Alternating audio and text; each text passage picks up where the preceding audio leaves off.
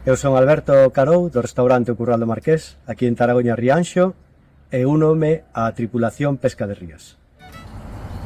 Benvidos ao Curral. Adiante. Bueno, pois eu empecé axudándolle a meus abuelos hai moitos anos. Aquí facían unha cociña tradicional. Foi o primeiro contacto que tuve ca restauración en sí. Aquí facíase bodas desde os anos 50, 60. Bueno, depois estudiei unha carreira en Santiago, pero por cousas da vida acabei facendo o ciclo superior de cociña. Dende hai, pois, 13 anos foi cando abrimos o Curral do Marqués. E xa cando empezamos a facer cociña no Curral. Bueno, pois un pouco os produtos sobre todo do mar, conseguímolos das lonxas de proximidade, de cercanía.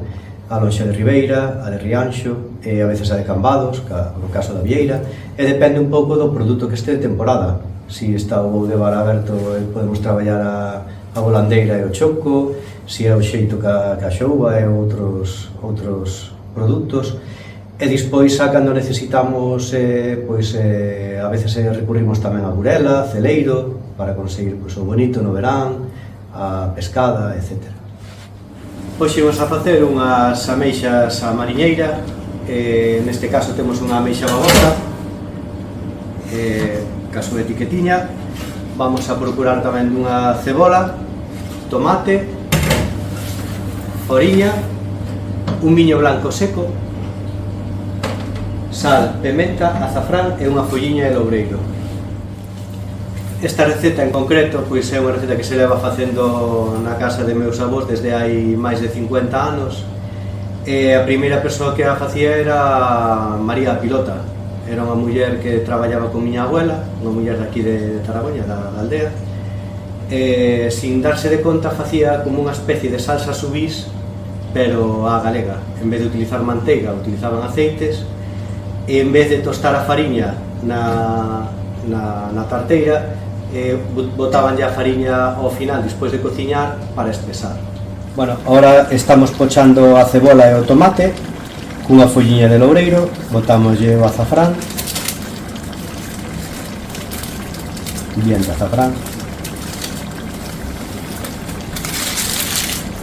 e o que temos que facer é deixala pochar lentamente hasta que vaya semi-caramelizando.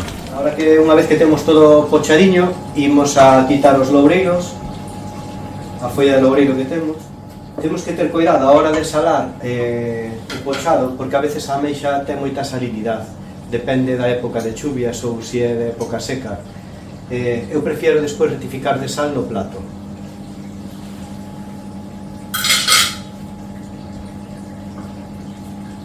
Nos anos 50 e 60, normalmente esta salsa facíase cas hortalizas enteiras.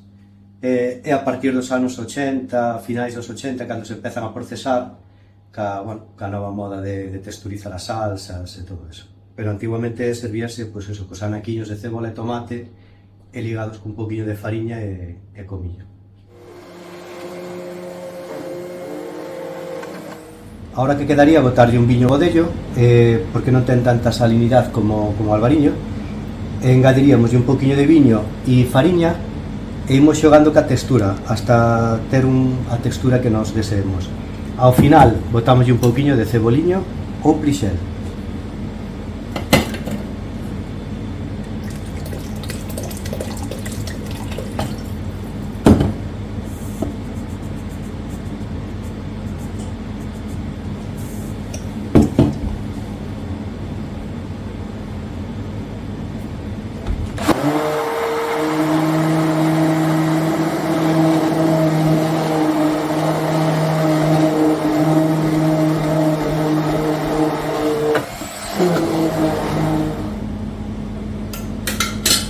Pois a salsa xa estaría. Bueno, ahora botaríamos un pouquinho de auga fría na sartén.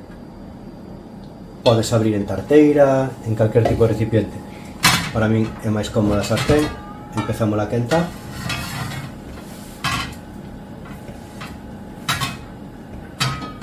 Quentamos un pouquinho de agua e botamos a salsa que xa temos triturada e aderezada.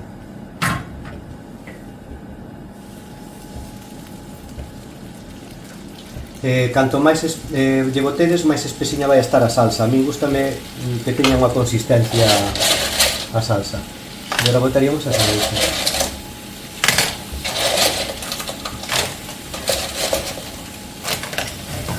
O que temos que facer é darlle lume vivo ao principio e despois baixámoslle e tapamos inmediatamente. Boteille un pouquiño de auga á base da sartén para que non se me agarre a fariña que leva a salsa. Como ten unha fariña, se non lle botamos un pouquiño de auga, vai agarrar. E ademais tamén nos axuda a ligar a salsiña.